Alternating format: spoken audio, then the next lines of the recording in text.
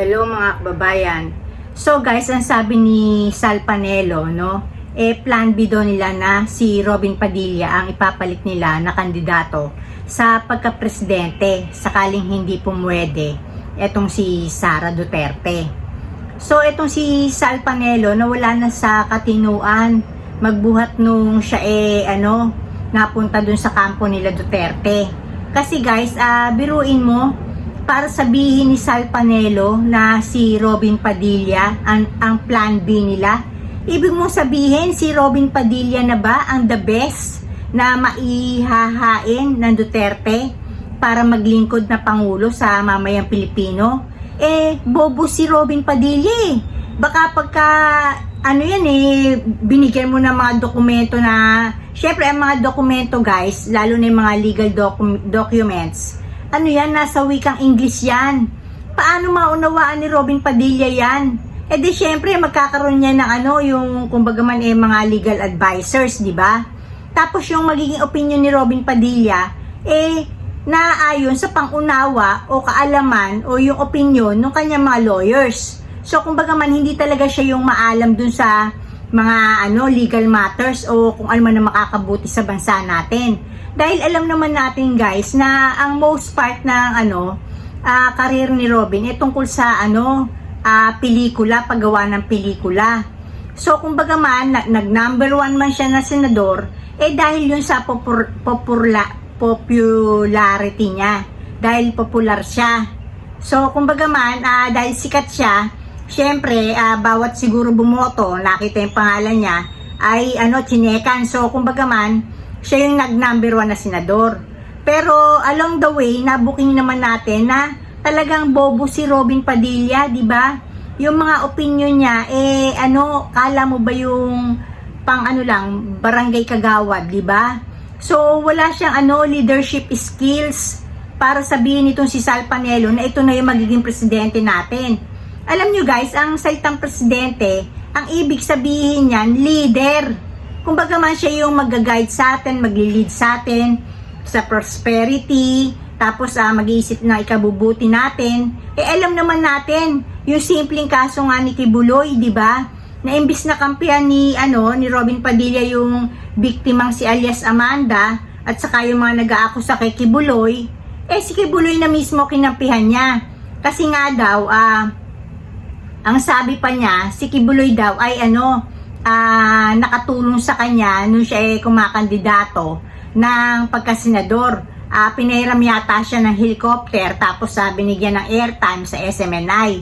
So guys, dito pa lang makikita mo na maski dun sa judgment o wisdom para piliin lang ang what is right and wrong, hindi pa alam ni Robin Padilla. Tapos itong iyahain sa atin ni Sal Panelo, ginagawa yata tayong gago ni Sal Panelo, di ba? Kumbaga man, ang gusto niyang gawin, parang akala niya yata na naloko ni Robin Padilla minsan ang mga taong bayan sa pagboto sa kanya sa senador, uubra na para tayong mga mangmang at ang isusulat na lang natin o checkan sa pagka-presidente, si Robin Padilla na mas marami pang marunong o maalam kay Robin Padilla. Paano mong hayaan na ang isang tao i-consider mong leader kung ikaw ang mas may alam dito, di ba? Tapos etong si Sara na lang. Si Sara din hindi pwedeng maging presidente natin guys. Alam niyo bakit? Wala kasi siyang moralidad. Kumbaga man yung integrity wala sa kanya. Yung paggawa ng kung ano yung tama, di ba? Nalaman naman natin talaga dun sa mga hearing sa Congress, no? Na yung mga confidential funds niya sa DepEd at saka Office of the Vice President talagang naibulsa. Hindi nga yung mga special disbursing officers talaga mga disburse no kanya mga funds, di ba? Kundi bagkos iyon ay inutusan ni Sara na ibigay lang dun sa mga security officers niya, di ba?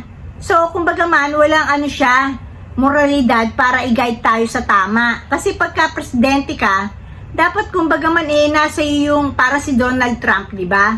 Pero siyang integridad na kumbaga man sasaludo ka sa kanya kasi alam mong ang laging pinipili niya ay kung ano yung tamang desisyon para sa ikagaganda ng kanilang bansang Amerika. So ito si Donald Trump, no? Si Donald Trump kayaman na, hindi nga kumukuha ng sahod yan. Dahil yung sahod niya, ang alam ko, dinodonate niya kung ano man yung sa tingin niya kung saan kailangan yung kanyang sahod.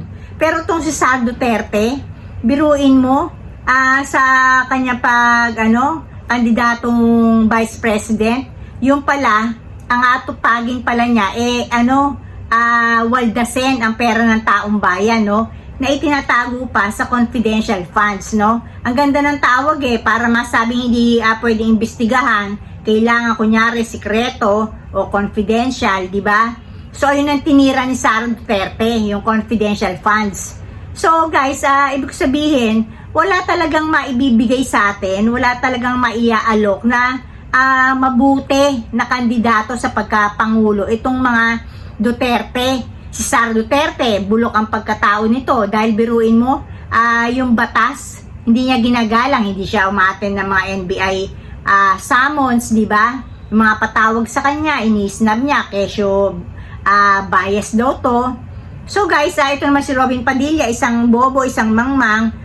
Etong si Sal Panelo na wala na sa katinuan ang alam ko, lawyer to At dati ko tong iniidolo, pero napulpol. Kasi ngayon, ang nagiging pamantayan na lang ni Sal Panelo, hindi na yung kung ano yung tama ang magiging desisyon o kung ano yung tama ang sasabihin niya. Ang sa kanya, kailangan pumaborto yung kanyang desisyon, no? Sa Duterte side. So, kumbaga man, nagiging subjective na si Panelo, imbis na objective. So, guys, sinasabi ko lang sa inyo, no? Na itong si Sal Panelo, dapat to talaga yung sa tingin ko lang kasi parang nag-uulyanin na siya o wala na siya sa tamang katinuan, dapat to namamahinga na kasi yung mga opinion niya talagang nonsense na. So ayun lang guys, no, sinasabi ko lang na akala yata ni Sal Panelo mga gagawang mga botanting Pilipino na basta na lang na isusulat na bilang pangulo itong si Robin Padilla na isang bobo. Kung tutuusin talaga, ayun ang talagang katawagan sa kanya. Wala siyang leadership skills. So, paano mo iharap si Robin Padilla sa ibang mga leaders ng mga bansa, sa mga pangulo, di ba? Ano yun, ngingiti-ngiti lang siya, may sinasabi, ngingiti-ngiti, pero actually hindi niya naunawaan kung ano ang ibig sabihin ng mga sinasabi ng mga kaharap niya.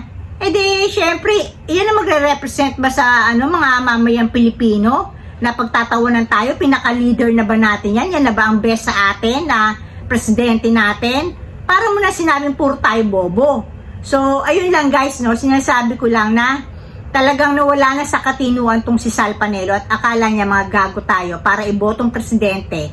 Etong si Robin Padilla at maski Sara Duterte. So, dito na ako guys and blessings everyone. Bye!